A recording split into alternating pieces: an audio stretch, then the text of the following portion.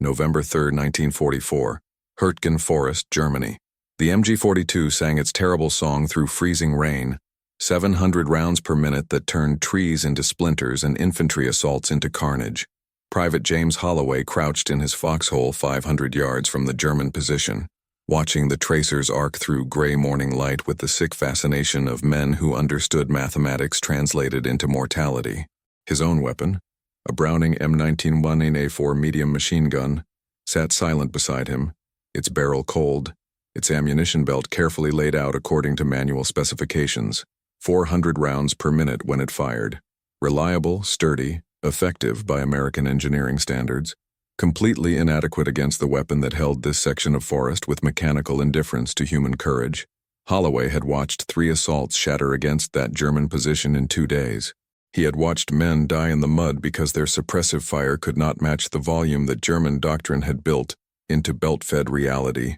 And in the pre-dawn darkness of his 3rd morning in hell, James Holloway looked at the ammunition belt beside his gun and thought something his training sergeant would have called stupid, insubordinate, and completely outside proper procedure. He thought, what if I fold it? The Browning M19-19A4 was a magnificent weapon by the standards of its designers. Reliable, accurate, capable of sustained fire that could provide effective infantry support across various terrain and tactical situations. American ordnance engineers had optimized for durability and maintenance simplicity. The gun could fire in mud, sand, rain, and snow. It could be serviced by minimally trained soldiers using basic tools. It represented industrial philosophy translated into steel. Make it simple, make it reliable, make it in quantities that overwhelmed enemies through volume rather than individual superiority. This approach had worked across 2 world wars, had armed American forces on every continent, had proven adequate in virtually every combat situation where doctrine and training compensated for technical specifications that prioritized function over maximum performance. But Hürtgen Forest was not a normal combat situation. The terrain negated American advantages in mobility and artillery. The dense woods reduced effective sight lines to ranges where German machine gun superiority became decisive, and the MG-42, that brutal masterpiece of German engineering, delivered firepower at rates that American doctrine had not anticipated and American weapons could not match. Where the Browning fired 400 rounds per minute, the MG-42 delivered 1,200. The difference was not merely quantitative, it was psychological. The sound alone, that buzzsaw scream that soldiers called Hitler's zipper, induced terror that slower weapons could not replicate. More importantly, the volume of fire created suppression effects that pinned American infantry completely, that made advancing across even short distances suicidal, that held positions with mechanical efficiency that fewer German soldiers could maintain against numerically superior American forces. Holloway had not been trained as a weapons engineer.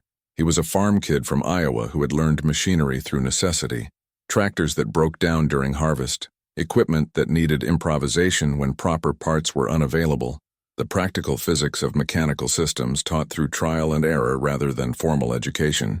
The Army had trained him on the Browning according to manual specifications: how to load the belt, how to feed it smoothly, how to maintain proper ammunition flow to prevent jams. The training emphasized doing things correctly, following procedure, avoiding improvisation that might cause malfunctions in combat. But his training had not prepared him for a tactical situation where doing things correctly meant dying slowly under superior firepower. So he looked at the ammunition belt and thought about the one thing that limited his rate of fire: the time it took for each round to feed from belt into chamber. The standard procedure, as taught in every manual and reinforced by every sergeant, was to lay the ammunition belt out straight beside the gun. This prevented tangling, ensured smooth feeding, minimized the chance of jams caused by belt twists or fabric catching on equipment. The belt would feed into the weapon in a long, orderly line, each round positioned properly for the mechanism to strip it from the fabric and drive it into the chamber. The system worked. It was reliable, and it was, Holloway realized, unnecessarily slow. The gun did not actually require the belt to be straight. The feeding mechanism could handle curves and angles if they were consistent. What limited fire rate was not the gun's mechanical capability, but the resistance created by dragging a long, straight belt across dirt and equipment. Every inch of friction, Every slight catch on a rock or root, every moment of resistance as fabric scraped across ground, all of it added microseconds to each round's journey from belt to chamber, individually imperceptible, cumulatively decisive. What if the belt was not straight but folded? What if, instead of laying 50 feet of ammunition in a line beside the gun, he folded it accordion style into a compact stack? The fabric would still feed properly. There was nothing in the mechanism that required linear arrangement, but the resistance would drop dramatically. Instead of dragging belt across terrain, the gun would pull from a compact pile where each fold lifted cleanly without friction. The weight would sit beside the weapon rather than stretching across mud. The feeding would be smoother, faster, more responsive to the mechanism's pull. In theory, according to principles of physics he had learned fixing farm equipment, not principles of military doctrine he had learned in basic training. The idea was stupid for multiple reasons that any competent sergeant would immediately identify. Folding created possibilities for tangles. It increased the chance that fabric might catch on itself during rapid feeding. It deviated from tested procedure in ways that could cause catastrophic malfunction during combat, when reliability mattered more than incremental performance gains. And, most importantly, it violated the fundamental military principle: don't modify equipment in the field. Don't improvise when lives depend on function. Don't be the clever soldier who gets people killed because he thought he knew better than the engineers who designed the system. But the alternative was continuing to die under German fire that outmatched American weapons by margins that courage could not overcome. Dawn broke gray and hostile on November 3rd. Another assault was scheduled for 0700 hours.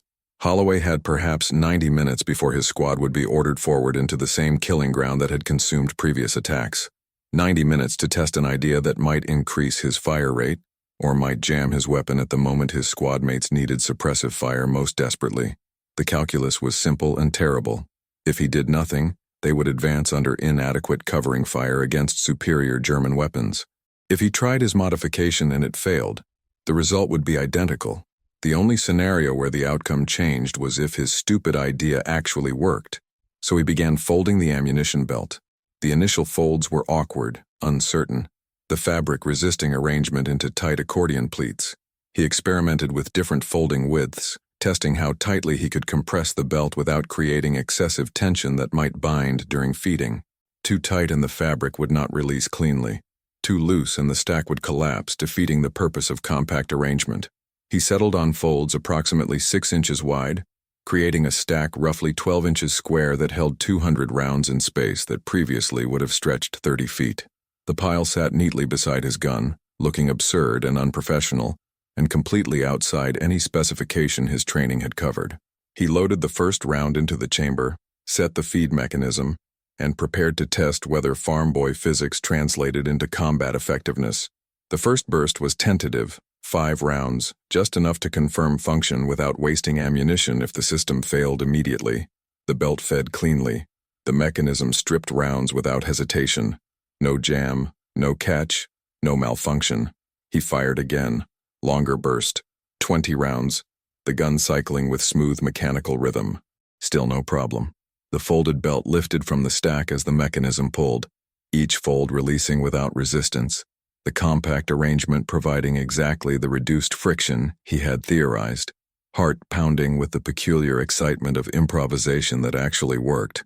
Holloway fired a sustained burst, 50 rounds, the barrel heating, the gun hammering through ammunition at its standard 400 rounds per minute, except it was not 400 rounds per minute. The cyclic rate had increased, noticeably, measurably.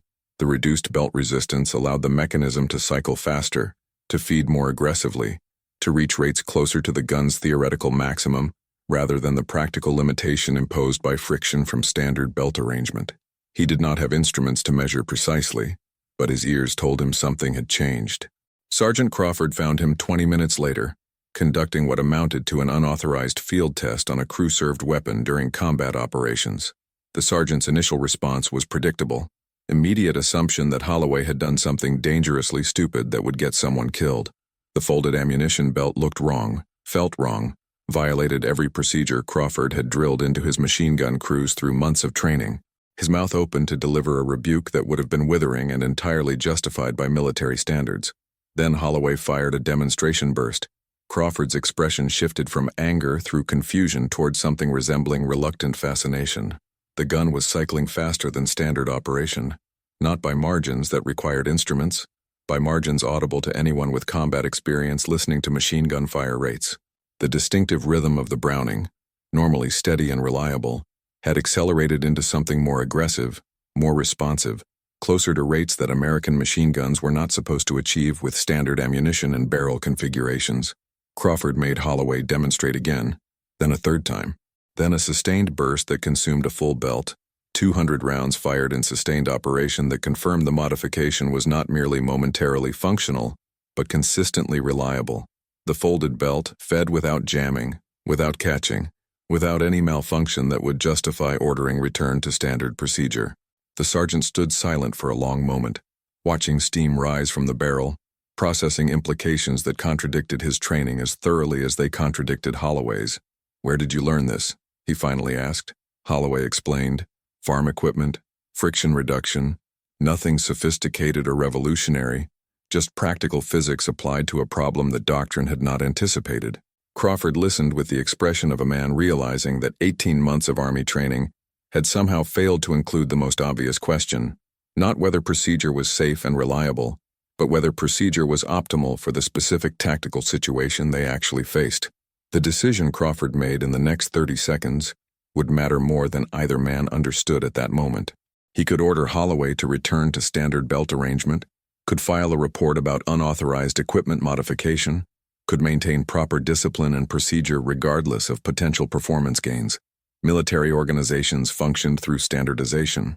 Deviations, even effective ones, created risks that formal processes were designed to prevent. But Crawford was also a combat veteran who had watched men die under German machine gun fire. That doctrine had not prepared them to counter.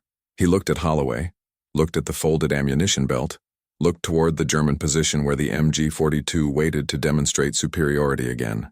"Show the other gun crews," he said. Word spread through the platoon with the peculiar velocity of information that soldiers recognized as potentially life-saving. By Aero 6:30, 5 other machine gun crews had adopted the belt folding technique, each gunner experimenting with fold width and stack arrangement, each team confirming that the modification produced noticeable rate of fire increases without causing malfunctions. The improvisation was spreading beyond any official approval or formal testing, propagating through the underground network of soldiers sharing survival techniques regardless of whether they appeared in technical manuals. Lieutenant Morrison discovered the modification during his pre-assault inspection, observed multiple gun crews with ammunition arranged in violation of procedure, and faced the same decision Crawford had confronted: enforce discipline or accept functional innovation during combat operations that were already desperately difficult. Morrison was young, recently commissioned, trained in doctrine that emphasized proper procedure and standardization. He had been taught to trust the manual, to follow tested protocols, to avoid field improvisation that could undermine the systematic reliability that allowed military organizations to function at scale. But he was also smart enough to recognize that the Hurtgen Forest had already demonstrated the inadequacy of American tactical doctrine in terrain that negated mobility and artillery advantages. The Germans held positions with fewer soldiers by employing weapons doctrine that American planning had not adequately countered. If an Iowa farm kid had discovered a modification that partially closed the firepower gap, Morrison's responsibility was not to enforce procedure for its own sake, but to maximize his platoon's survival probability. He made Holloway demonstrate the technique. Then he called the company commander. Captain Reese arrived with the skepticism of an officer who had seen too many soldiers think they were smarter than the engineers who designed their equipment. He expected to shut down a dangerous improvisation before it caused casualties. Instead, he witnessed 6 machine gun crews firing at demonstrably increased rates without malfunctions, using a modification so simple that its effectiveness seemed to indict the doctrinal training that had never considered it. Reese was field-grade officer enough to understand the political problem this created. If the modification worked, it implied that standard training was inadequate, that soldiers had been fighting at reduced capability because doctrine prioritized reliability over optimization, that a private with no formal engineering education had identified an improvement that ordnance experts had missed. Acknowledging this officially would raise uncomfortable questions about competence and testing protocols, but soldiers were dying. The assault was scheduled for 0700, and the German MG-42s would not care about bureaucratic sensitivity or institutional face-saving. Rees made a decision that would eventually reach beyond his company, beyond the Hurtgen Forest, beyond even the European theater. He would allow the modification for this assault, not as approved procedure but as field improvisation undertaken during tactical emergency. If it worked, he would report it up the chain of command. If it failed catastrophically, responsibility would be his for authorizing deviation from doctrine. This was not ideal command decision-making. It was pragmatic response to desperate circumstances by an officer who had watched too many men die in a forest that negated every advantage American doctrine promised. He gave the order. All machine gun crews would adopt the belt-folding technique for the assault. Then he called battalion headquarters to notify them that he had authorized a significant equipment modification and would be either vindicated or relieved of command by lunchtime. At 0700 hours, the assault began. American infantry moved forward under covering fire that sounded different than previous attacks.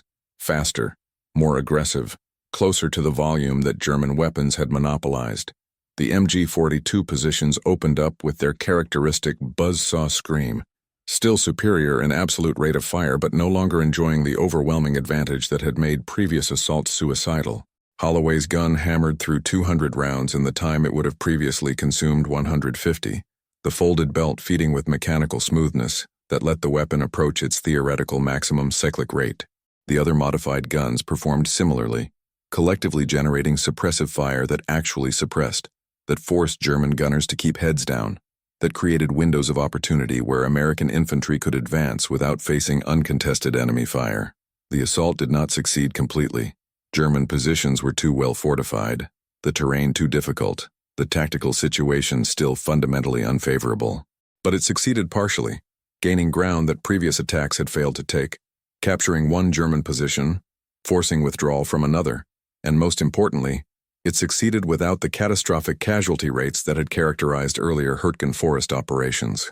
Men who would have died under unchallenged German machine gun fire survived because American suppressive fire was effective enough to matter. The difference was not dramatic in individual terms. Seconds of additional covering fire, slightly faster response to German positions, incrementally better tactical flexibility. But incremental improvements compounded across platoon-level operations into differences between mission failure and partial success, between unacceptable casualties and survivable losses. The after-action report that Rees filed that afternoon became one of the more unusual documents to move through First Army headquarters. It described a significant equipment modification, unauthorized by ordnance, untested by any formal protocol, invented by a private and disseminated through unofficial soldier networks within hours.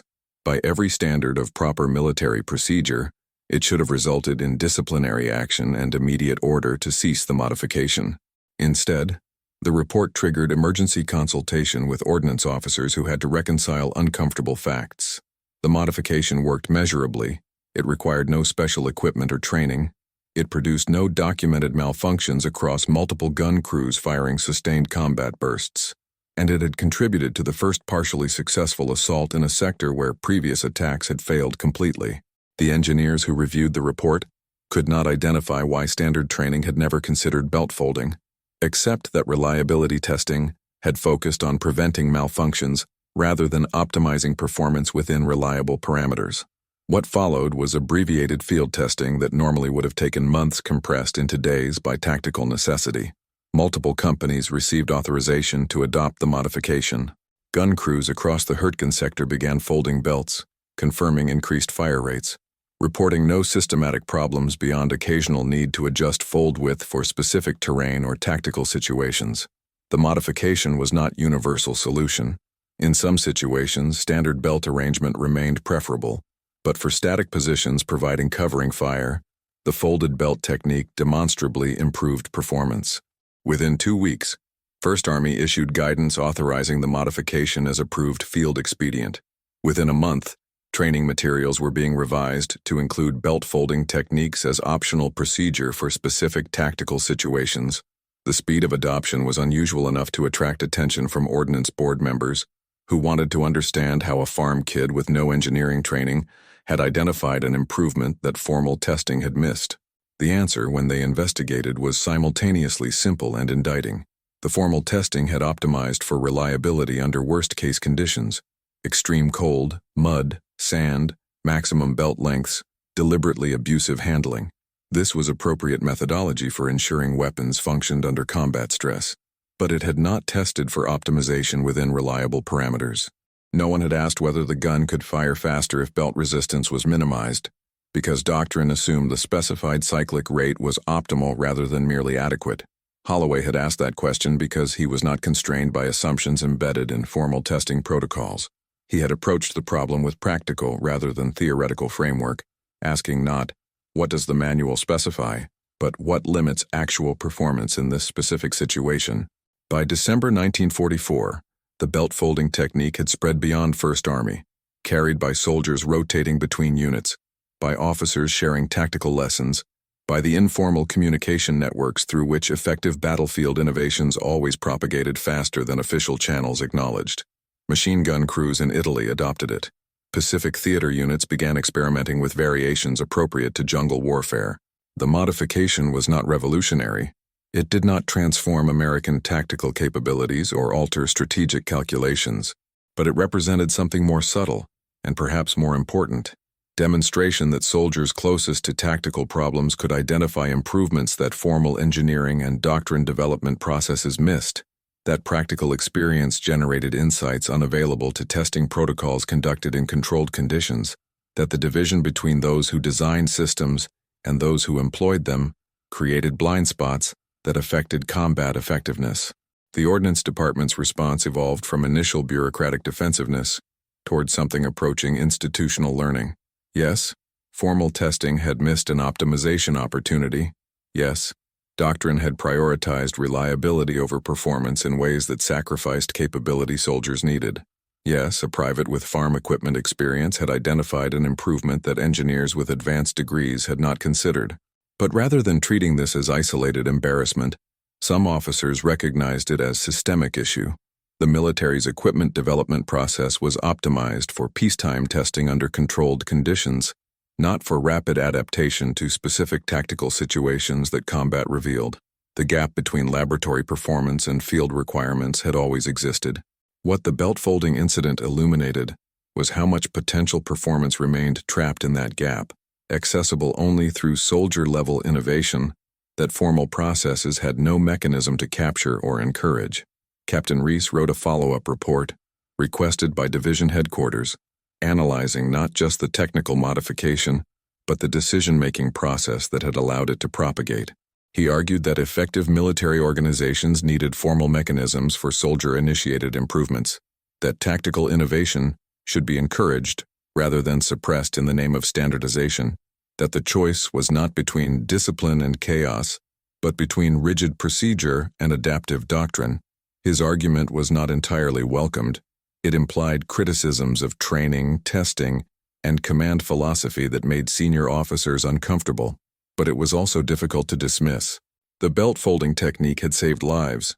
It had improved tactical effectiveness, and it had originated from exactly the kind of bottom-up innovation that doctrine claimed to value, but organizational culture actually discouraged through emphasis on procedure over optimization. January 1945 brought Holloway a Bronze Star for his contribution to tactical effectiveness, an award that made him profoundly uncomfortable because he had not done anything brave. He had just folded an ammunition belt differently. The medal citation praised his initiative and innovation, his contribution to improved combat effectiveness, his demonstration of problem-solving that reflected Army values. The language was formally appropriate and completely inadequate to capture what had actually happened. A scared soldier had improvised a modification to improve his survival odds. Other soldiers had adopted it because they were equally scared and equally desperate for any advantage, and the collective result had been marginally better tactical outcomes in a battle that remained brutal, regardless of fire rate improvements. Holloway did not feel like an innovator. He felt like someone who had gotten lucky, whose farm background had happened to provide insight relevant to a specific problem, who had benefited from sergeants and officers willing to accept deviation from procedure when procedure was demonstrably inadequate.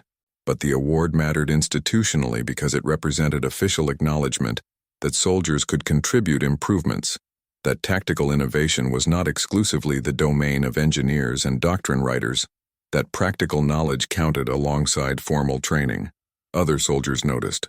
The Bronze Star for a technical modification, not for courage under fire, signaled that the Army was willing, at least in this instance, during this desperate campaign, to value functional improvement over strict procedural compliance. The message propagated: if you identified a way to make your equipment work better, if you could demonstrate effectiveness without compromising safety, if you could improve tactical outcomes through practical innovation, the organization might actually listen, rather than automatically suppressing deviation from standard procedure.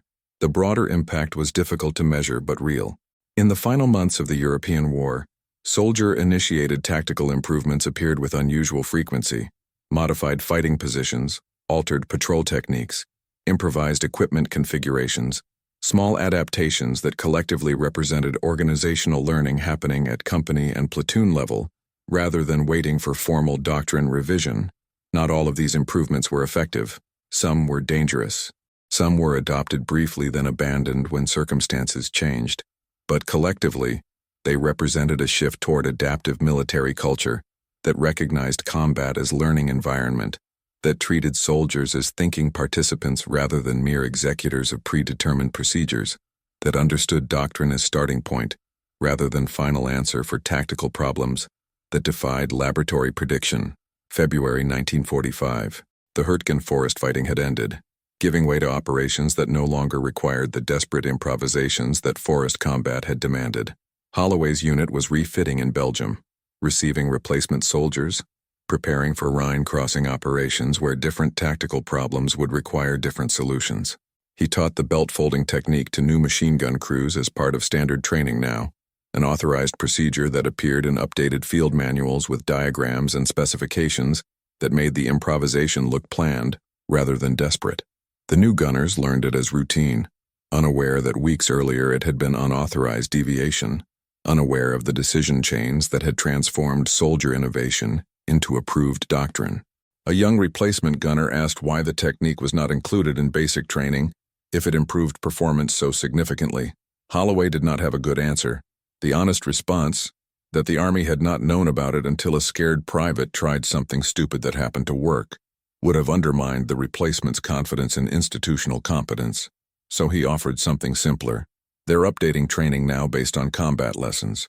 You're learning it because we figured it out the hard way. This was true and incomplete, capturing the result without explaining the process, describing institutional adaptation without acknowledging how much adaptation depended on soldiers willing to deviate from procedure when procedure proved inadequate. The Rhine crossing, when it came in March, validated different innovations and exposed different inadequacies. The belt-folding technique remained useful but not decisive. River crossing operations required tactical adaptations that machine gun fire rate could not address. Holloway found himself learning from other soldiers who had identified improvements in other domains: better methods for waterproofing equipment, more effective ways to coordinate engineer and infantry operations, modified techniques for establishing bridgeheads under artillery fire. The collective learning was continuous and decentralized, happening faster than formal doctrine revision could capture, generating tactical effectiveness through accumulated minor improvements rather than revolutionary changes. This was not how military organizations were supposed to work: centralized planning, standardized training, uniform implementation of tested procedures. But it was how this military organization was actually working in late-war European operations, adapting faster than bureaucracy could formalize, learning faster than manuals could document, surviving through flexibility that doctrine had not anticipated requiring. April 1945. Germany was collapsing. The war that had consumed years and millions of lives was ending in chaotic final weeks, where American units advanced so rapidly that tactical innovations could not propagate before situations changed completely. Holloway's machine gun, still using folded ammunition belts, provided covering fire for operations that increasingly faced minimal resistance. The weapon that had mattered so desperately in November seemed almost superfluous in April. The Germans who remained were surrendering in thousands. The positions that had required devastating firepower to overcome were being abandoned without fight. The tactical problems that had demanded innovation were dissolving into logistical challenges of managing prisoner columns and occupying devastated cities. The belt-folding technique had mattered for perhaps 12 weeks of intensive combat.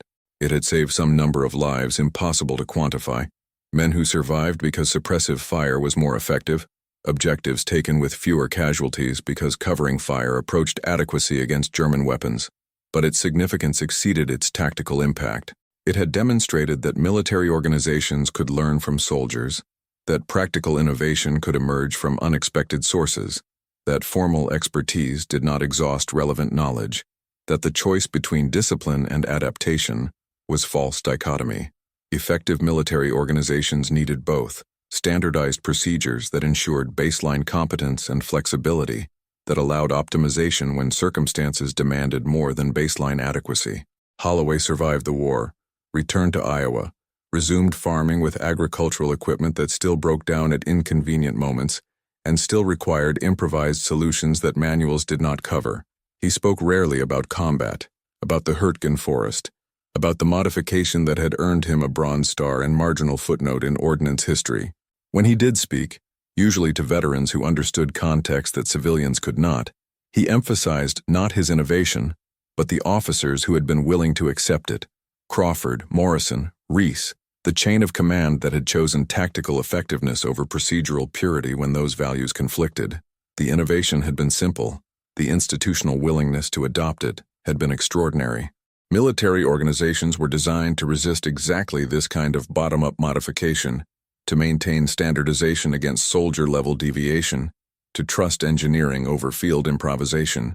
That the Army had adapted anyway, quickly enough to matter tactically, suggested something important about learning under pressure, about organizations capable of questioning their own procedures when evidence demanded it, about the difference between rigid doctrine and adaptive culture. The final recognition of the belt-folding technique's significance came not during wartime, but in post-war analysis, when Ordnance Board historians reviewed tactical innovations and attempted to systematize lessons for future doctrine development. They identified Holloway's modification as exemplar of successful soldier-initiated improvement and tried to extract principles that might be institutionalized. What they discovered was uncomfortable. The innovation had succeeded precisely because it violated normal processes. If Holloway had submitted his idea through proper channels, reporting to his sergeant, who would report to Ordnance Liaison, who would forward to Testing Division, who would conduct evaluation and eventually approve or reject after months of review, the war would have ended before the modification reached field implementation. The speed that made the innovation tactically valuable depended on command decisions that bypassed formal testing, that accepted risk in exchange for immediate potential benefit, that prioritized soldiers' survival over institutional procedures designed to prevent exactly this kind of rapid, unauthorized change. The lesson was paradoxical. Effective military innovation required both systematic evaluation and willingness to bypass evaluation when tactical necessity demanded immediate adaptation.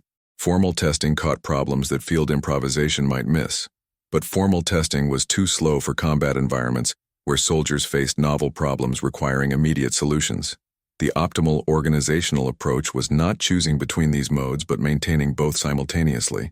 Robust formal processes for peacetime development and cultural acceptance of field innovation during combat operations. This was extraordinarily difficult to institutionalize.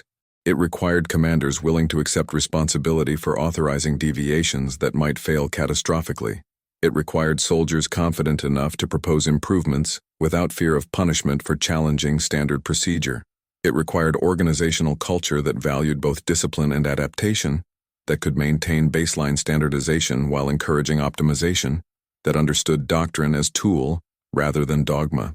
The belt-folding technique itself became routine, taught in updated training, eventually integrated so completely into standard practice that later soldiers assumed it had always been the proper method. The innovation disappeared into doctrine, its origin forgotten, its lesson about organizational learning obscured by the process of normalization. This was appropriate in some ways. Effective innovations should become routine rather than remaining exceptional, but it also represented a form of institutional forgetting. The extraordinary command decisions that had allowed rapid adoption, the willingness to trust soldier judgment over formal procedure, the the recognition that tactical effectiveness sometimes required accepting risk, that peacetime standards would never approve.